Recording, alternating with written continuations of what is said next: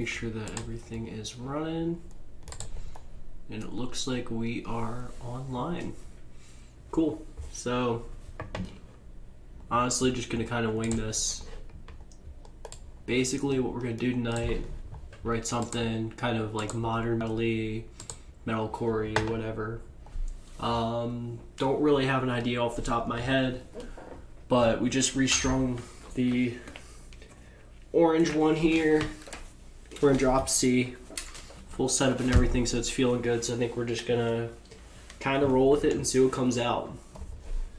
For reference, we're gonna be using Archetype Jojira for the guitars, just because it's very little CPU intensive. Like, I can have 13 or 14 instances in it and have zero issues loading or anything. Easy drummer, just because we're really just throwing something together, so we'll probably use a lot of the pre-made MIDI mixes that they have here for different sections, just to have something to record to. And then if I decide I want any other kind of MIDI instruments here, we've got Contact for that. So, you know, if we want to do the strings or whatever, we can do the strings. If we want something a little bit different, we have Mosaic Tape. We have all the other stuff that comes default with it, with Contact Player, and then Grove Bass for at the end. Kind of once we have guitar ideas down, we can start adding some stuff in for the bass. So let's just get a click going and see what happens, huh? So let's see here.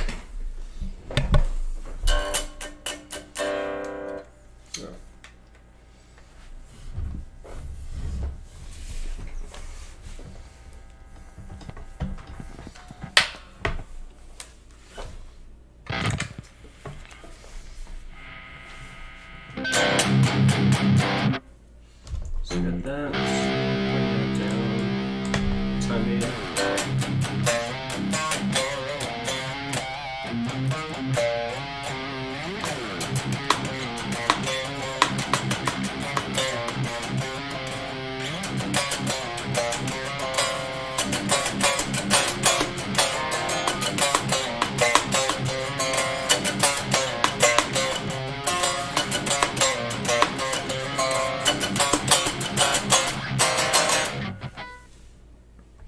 Alright, so kind of like that as an idea, so maybe we'll go something like that.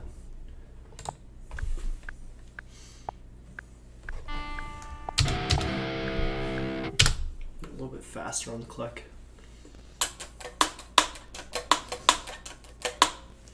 Like 160, 170. Let's try 170. Bum, ba-dum, bum, bum, ba-da-da-da. Yeah, so let's give that a shot.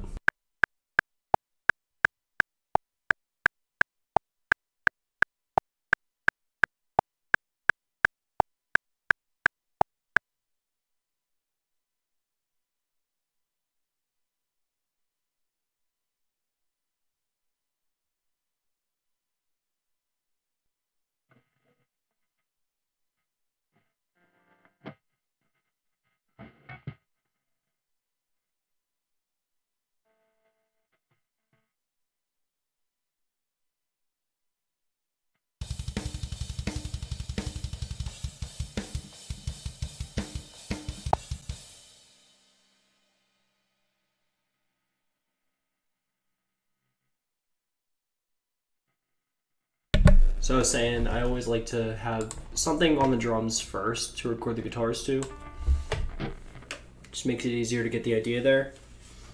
And then I always like to move everything into the second measure there instead of the very first measure. I don't really use the pre-count in before the recording. I usually hit play and just record into it. So that gives me the space for that, but it also just gives it a little bit of space ahead here if I was to come in a little bit earlier, do like a slide or whatever. So let's do this.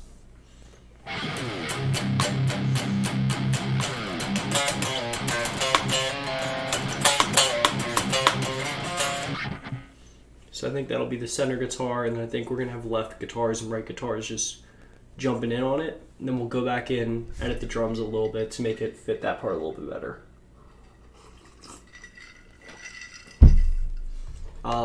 And again, I'm just using Archetype Gojira. I'm literally on the default setting. I just cloned it so that there'd be 3 guitar tracks here, 1 center, 1 left, 1 right. I haven't even panned them yet. So, cloned it so that there'd be 3.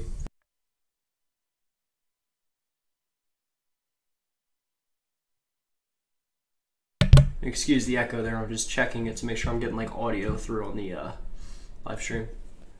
So yeah, let's do it.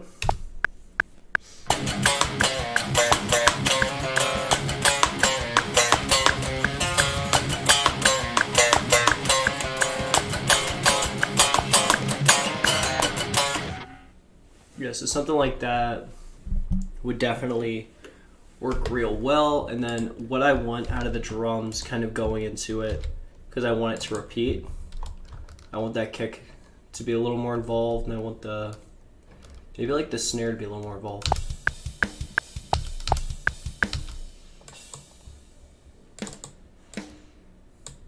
So the cool thing about like using these pre-programmed drums is a lot of the times you can just make small changes here and there and completely change out the feel of it. So this is the original one right here.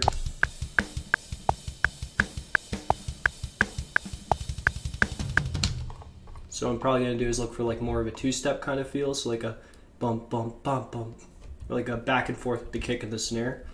So the snare is gonna be on every other beat.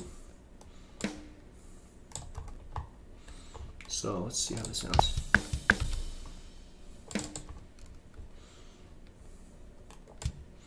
So you can get rid of that, so we'll do that.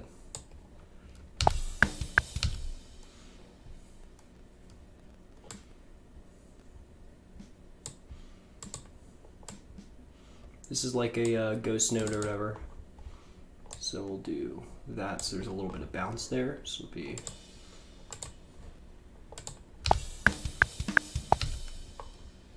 ooh, that's rough. All right.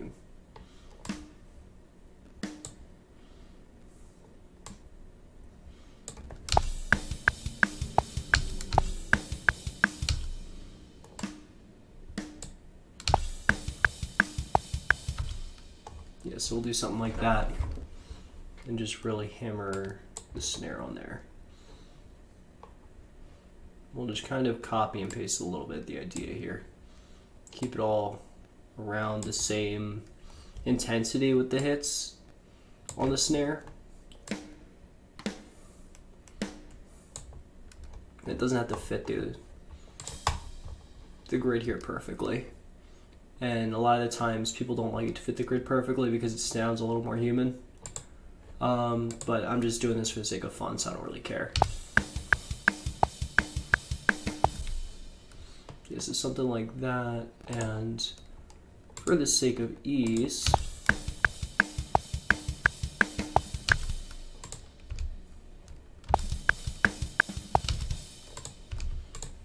we're just gonna trim it a little bit, copy a little bit.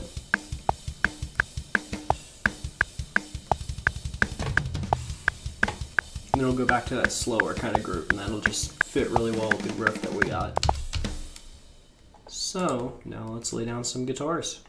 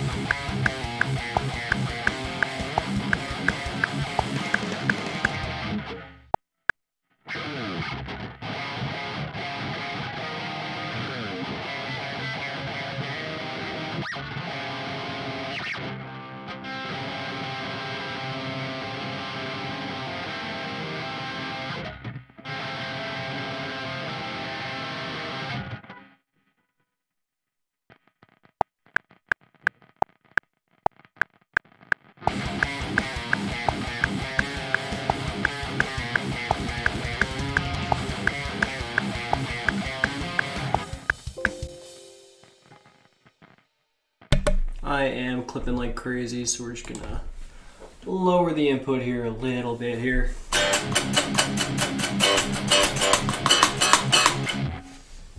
gonna go even lower. That's fine.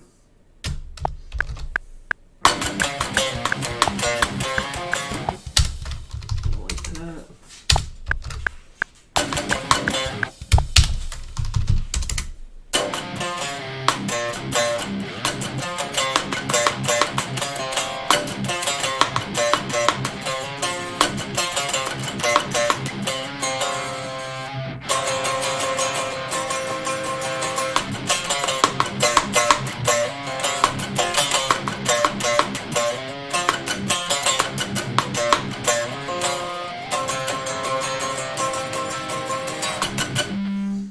So one huge advantage of recording DI like this and then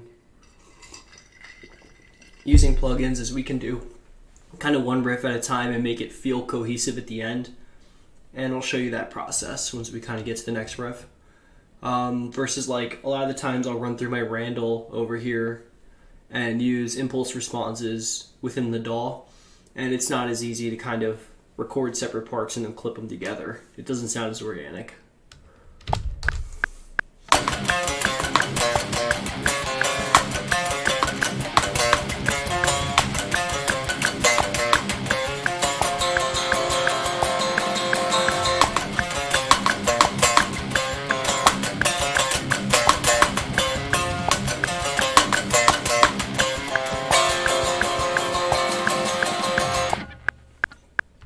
So we're going to do that one more time. There's a spot here and there where it's a little loose.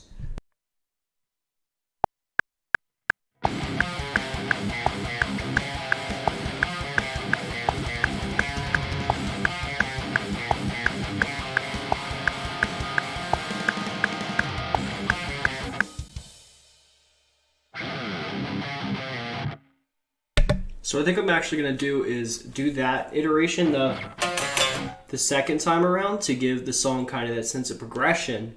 And then the first time just go right in with the... do that instead. This way it doesn't feel like it's the same riff over and over again, and it'll kind of build up with the drums.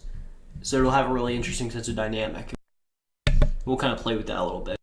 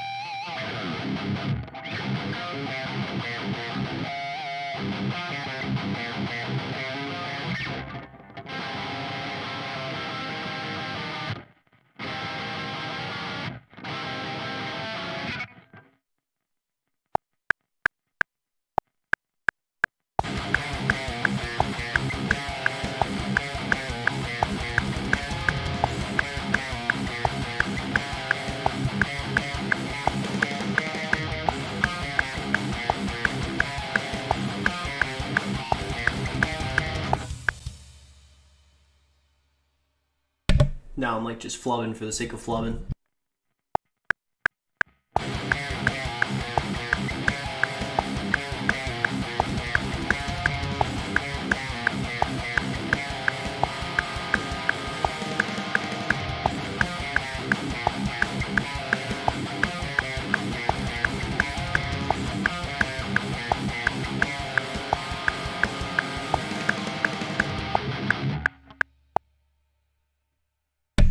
Okay, that wasn't a bad take. So we're gonna do that, and then we're gonna pan that hard to one side and do another side.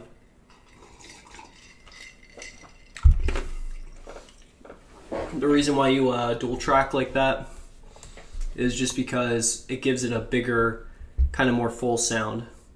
So all I'm doing here is where's my pan?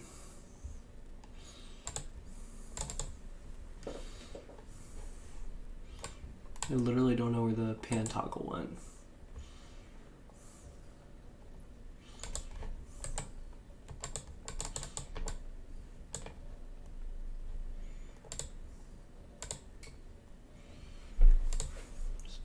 this, do this, figure out where the hell my panning toggle went. Do that, minimize that.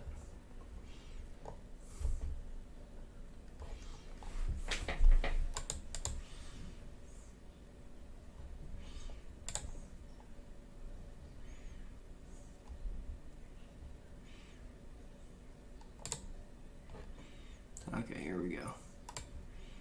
Go 100% to the right. And then this one here, still know we're on now. Percent to the left. Now we should only hear it on one side. Yep. Alright. So now we have to decide if we want to do the exact same thing over it or throw in a harmony maybe. So I'm thinking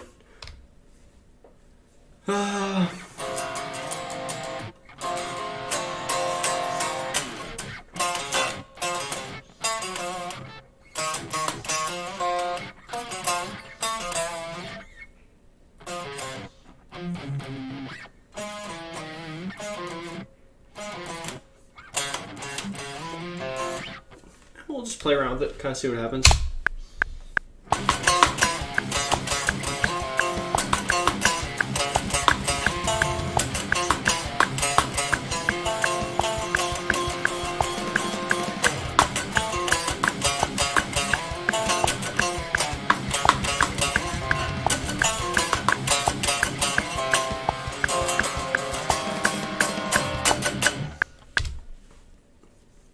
So I'm thinking maybe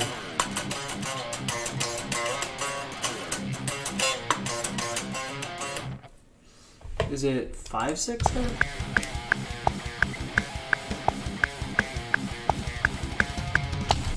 Okay, yeah, so I'm not really doing a slide there. So I'll just play it straight the same way the first half, and then when it goes into the slower part, then I'll hit it with a harmony. Again, it's just about that sense of like dynamics and kind of moving the song forward.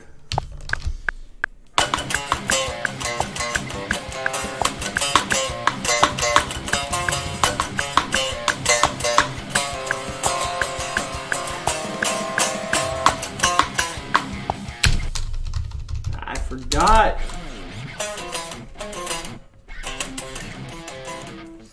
Let's just do a quick little.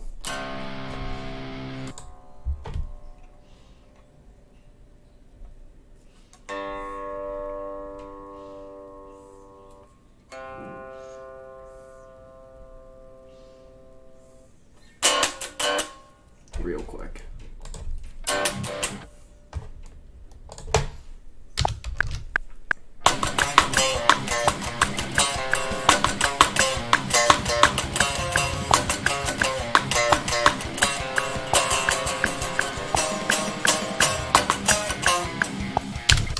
Shoot.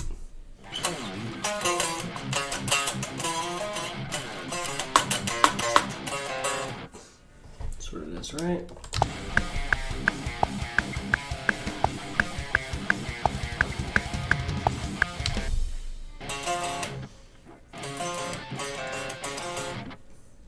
Yeah, okay. And let's get it.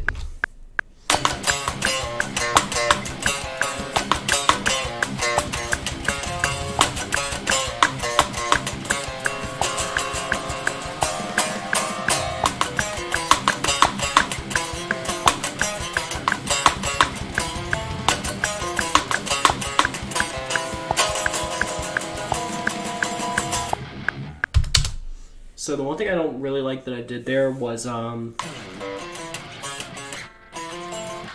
was kind of sliding into that instead of just playing it straight up the way that it is on the other track. So I'm going to fix that, and then at the end there I was doing, whereas the other guitar is doing. So I'm not sure how I feel about this, because that's essentially the sound we were getting from both guitars. So maybe we'll do that and then have like clean guitars or something, kind of carrying on the idea of the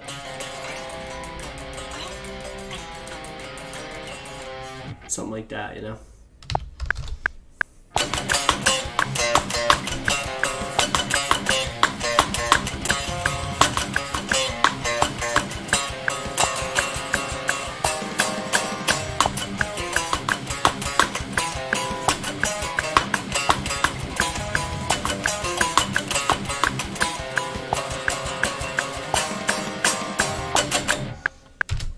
missed the last note, and I also was flubbing a little bit with that part right there.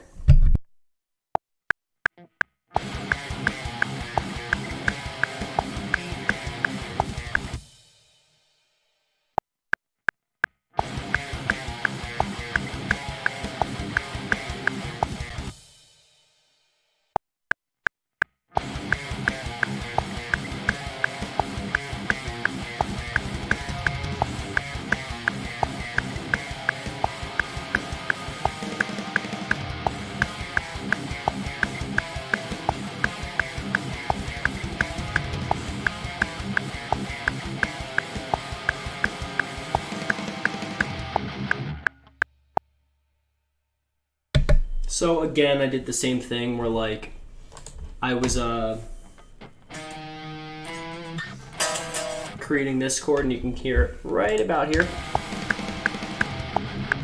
But I kind of dig it, and I'm also just sick of playing this riff over and over again, so we're gonna keep it.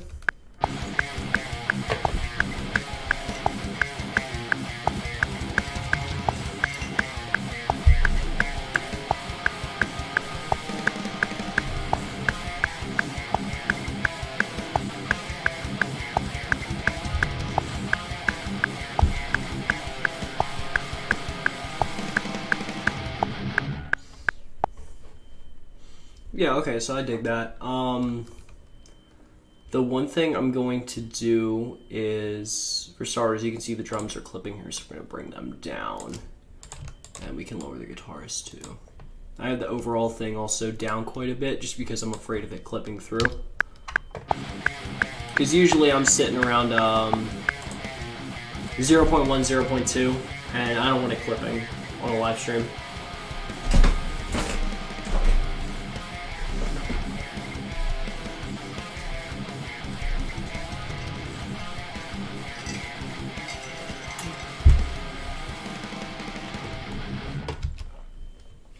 Alright, the other thing I'm going to do is just kind of increase the gate on this a little bit.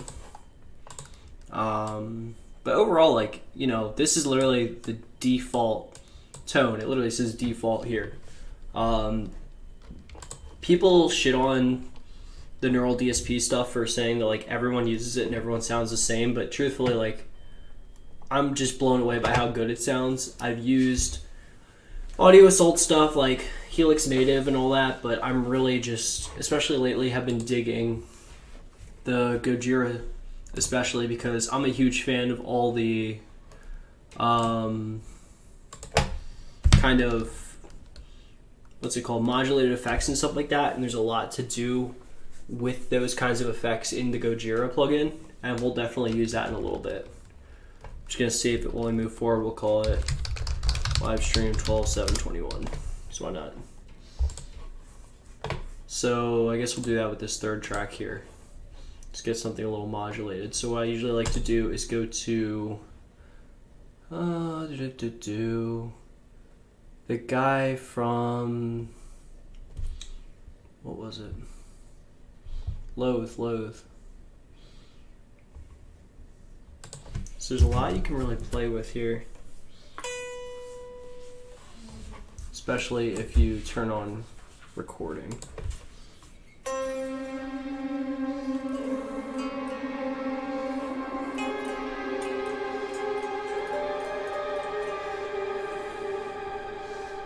So I really like that, and then some of the other presets I like the Ryan Sue stuff. This one here.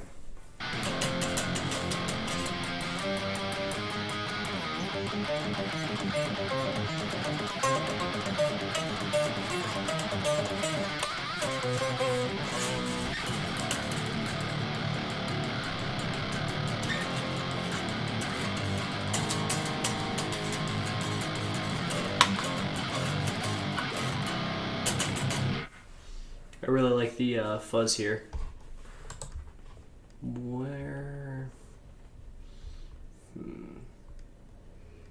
Let's see here. Charlie Robbins has a couple that are cool here.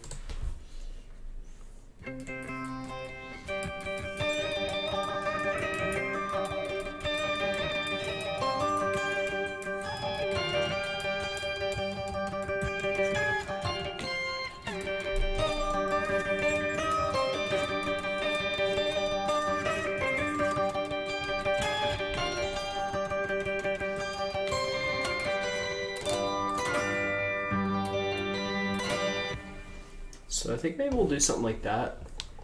And just see kind of where we're at here.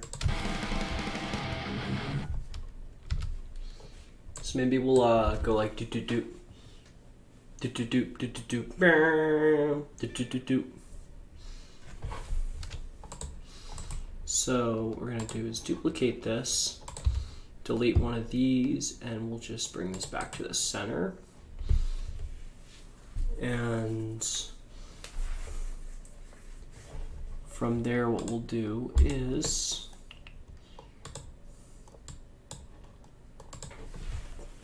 just so that when I'm recording, it's not like hard left, hard right, and it doesn't kind of feel awkward. It's different when like I'm recording and there's already a part there, but I don't like having one side coming through and there being nothing on the other side. I don't know if that's just me, but so I'm thinking we're gonna do something like this.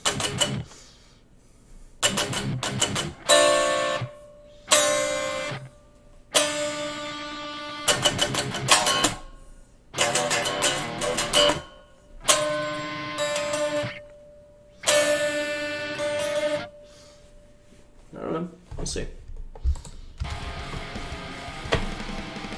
Bump, bump, bump. So let's just add some MIDI to the drums here real quick so we have something to record to. Blank MIDI items. We're just going to go real simple.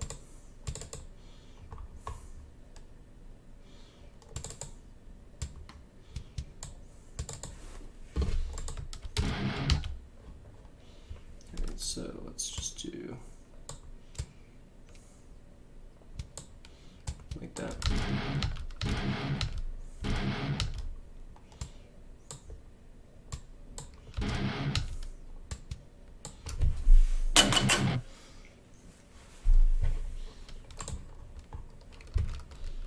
All right, so the last one is, all right, so we're just kind of offbeat here. You can see that.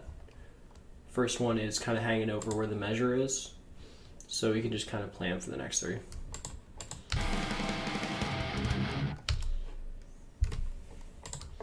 So we'll just go to the end of this here, have a kick.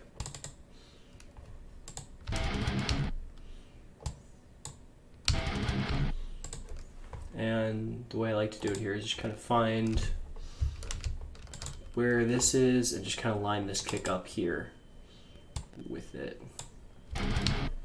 There you go. You can tell right away that sounds a lot more on time. Then we just gotta worry about the last two here. So we know we can get rid of this. So I turned off the snap this way. I'm able to just really line things up the way I want to. And what I'll do is I'll push one of these hits over so that it lines better with the other one. This is just like a little editing here that you don't need to do by any means whatsoever. It's not like a mandatory thing, so let's just snip this here. I'm just showing you kind of how I go through my creative process, and you know, if I'm writing a demo that I want to sound good, I want to have that kind of very modern feeling to it. Sometimes little things like this do make a difference. And you will go into the studio and work with an engineer who probably does this anyways, if your stuff isn't like 100% on time. And little edits here and there are nothing to be kind of ashamed of. And you can hear right away, it just sounds so much better. So now what we're gonna do is write out some drums for this next section. So I'm gonna let this go until the end of this measure. We'll just get something small in here.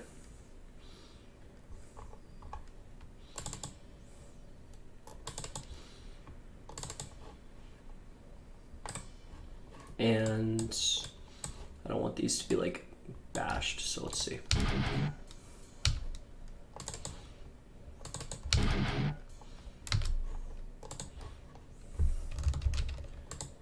Just gonna use the same one, get rid of these two kicks. And now you'll hear we have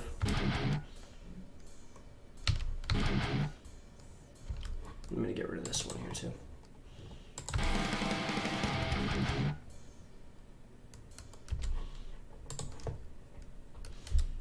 now we'll do the same thing. And get rid of this, and we'll just do 3 hits here. Kind of figure out what the scale is on these. They look like they're just... do that. That's pretty even. I think that's going to be a little more... That's better. So, we got...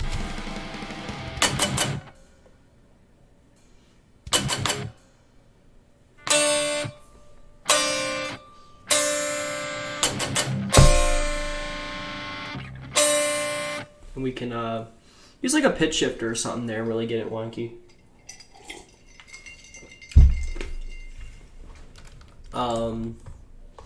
It kind of bothers me that these parts here are a little off time.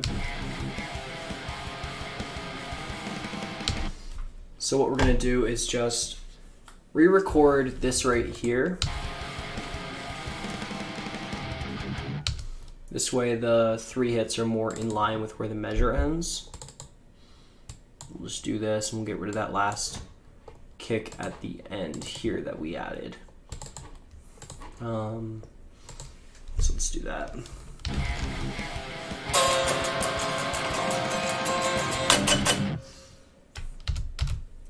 You can see even there I'm like off a little bit, so let's delete the last bit of this here so I'm a little more cognizant of it, and let's just really crank the primary beat here. This way I hear that like bop and I'll know that's when I go dun dun dun. So let's give ourselves a couple measures, and what we can do afterwards is kind of glue the recording I'm doing now with the recording that's already up here so that it seems like it was done in one take as opposed to like 2 separate takes. So just get comfortable, here we go.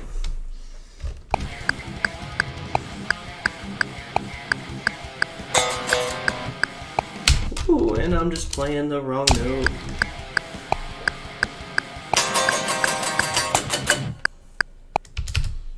And even then, I'm still a little bit off.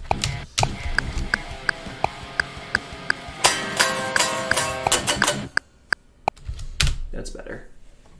So all I did there was, instead of doing, I just did. And you can see right here where these 2 line up, they're like right on it, and this one here is afterwards.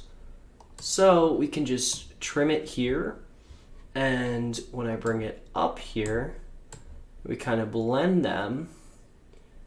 We can go super close so that the initial part of the note, that first like part of the pick hitting the string that you hear, like that, that's going to be from the earlier recording, and then we're going to blend in the new take afterwards. So you can hear it here. Yeah, we're just going to do that one more time.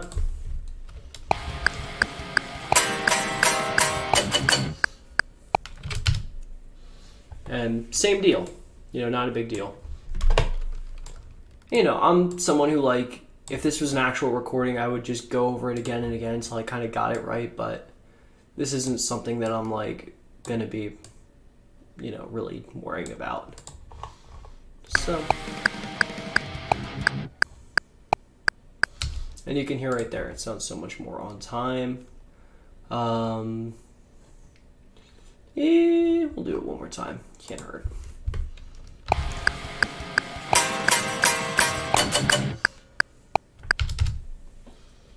Yeah, okay, this one looks identical. Wow. I hate my life. It's a little bit better of a take. We'll do it one more time.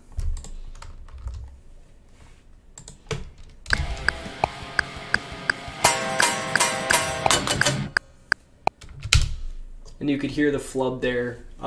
Because it's 3 takes, one's centered, one's right, one's left, that's going to happen a little bit. So we're just going to bring this back out here.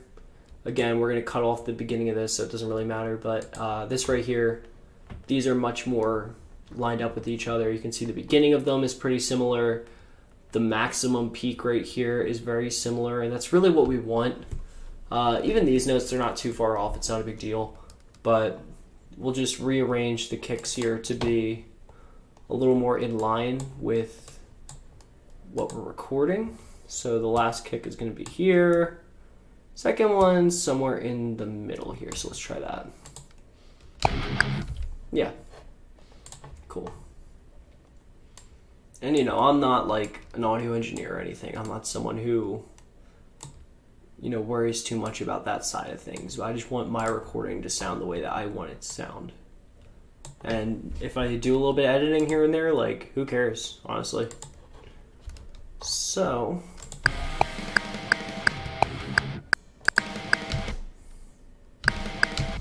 these two are here also off time, and you can see this one has a wonky kind of peak to it, where there was a good initial hit with the pick here, and then it kind of bounced a little bit with the string. It doesn't sound out of phase to me though, and it's okay if that part's a little not super tight, because it's relying a lot on the strings bouncing around anyways. And this isn't like super modern, like, you know, novelists or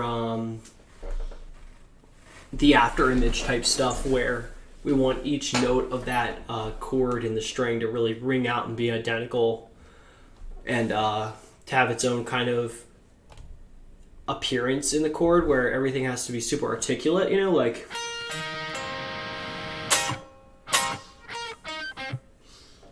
periphery, things like that, where the chords are super clean. I'm not really playing that style.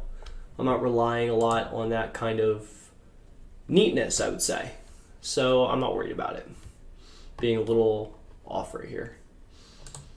It still sounds good sonically, and that's what I care about. And you know, even like right here, this little tail, you know, that's something that I wouldn't always leave. I would try and have that be a little more percussive. You could do that by just like cranking the gate up, but it's fine.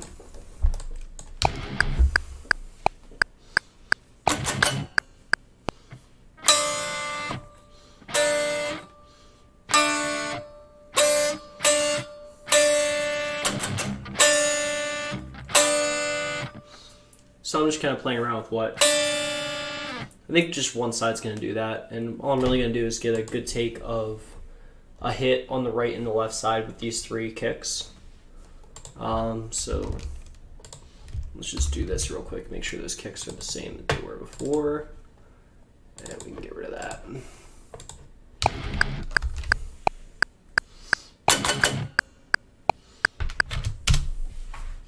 That's fine, because we'll just do this little snipping over here. There we go. That's all it takes. We could just turn this back on, and beautiful. And you know, there's people who, again, would give a shit that I'm actually going through and editing single hits, but and like changing the timing of things. But again, this is for my own, you know, enjoyment. I don't care if people don't like that things can be very edited, very manufactured. Because at the end of the day, I'm looking to get a good recording. I'm not looking to sound like I'm playing in the 80s. There's nothing wrong with sounding like you're playing in the 80s, but the recording and the production all back then was completely different. I'm doing this in my bedroom, you know what I mean? Or my office space.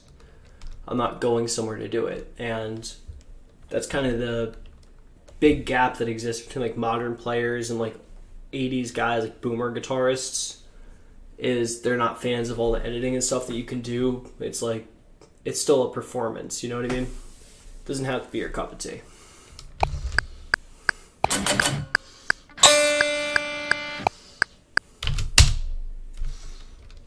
So here you can see that like I hit the string, but I didn't hit it super hard right away. That's why it kind of bounces out like this.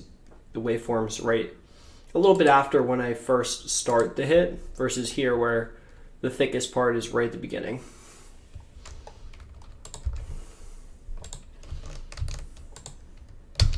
Now let's just have some more drum space here. Do it again.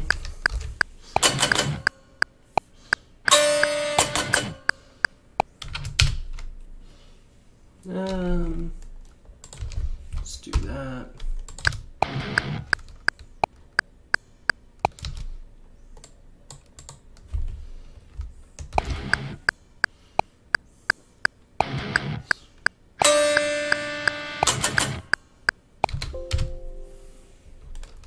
That's fine.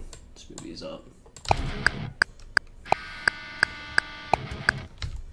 And I'm lazy, so we're gonna do this. I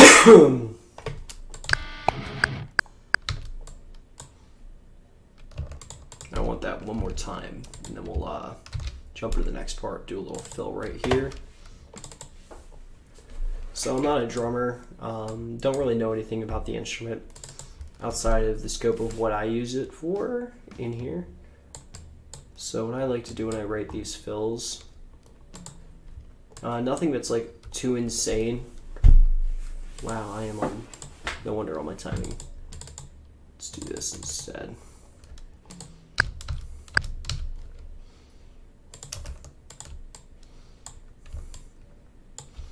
So you could definitely, I try to keep the velocities kind of like similar, but like within reason.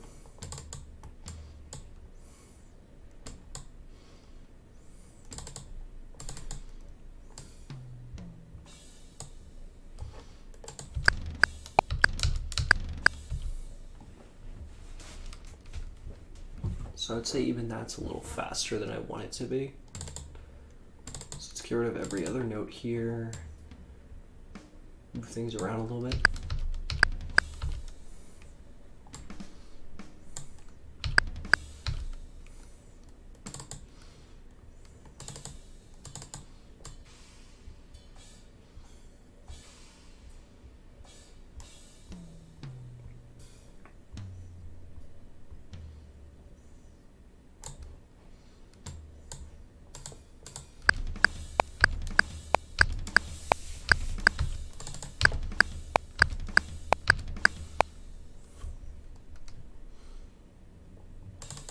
And then we'll just make this just a snare hit.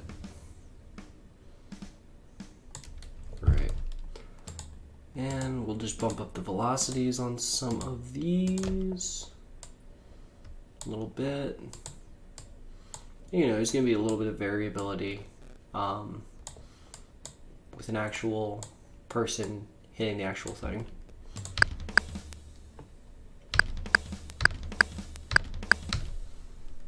And I'm going to fill in space with a couple of kicks here. Kicks can usually be like on a trigger, so as long as they're consistent in terms of velocity, I don't think it's as important. So we're just going to do this, and we're going to jack them up. Alright, that sounds like steaming garbage. Never mind, we're getting rid of the kicks. Alright, so something like that.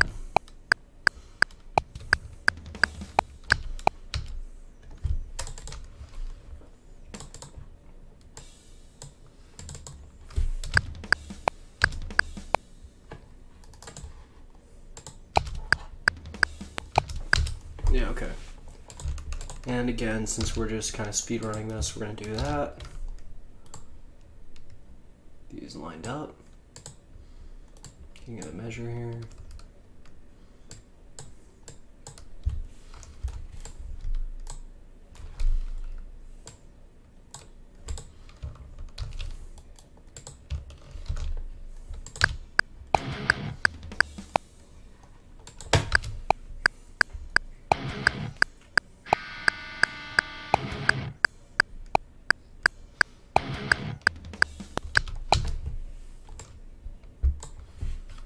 So, actually do.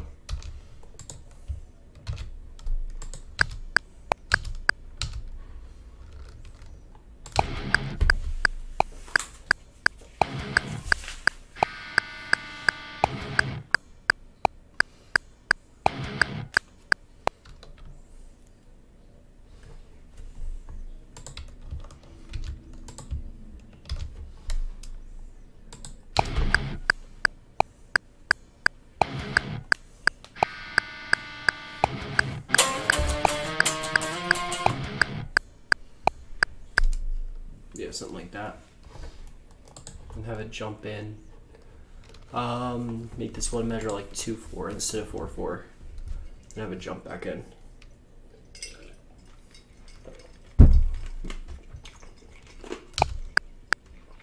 Or just hold out the silence here.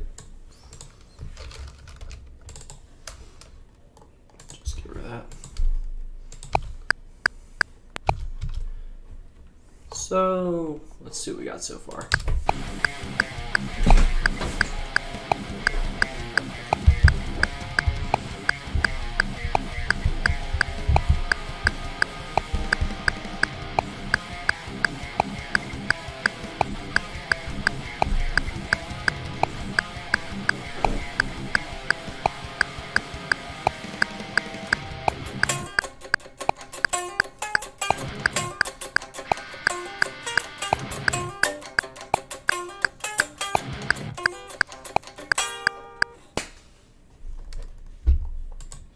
Okay, so let's have something up there.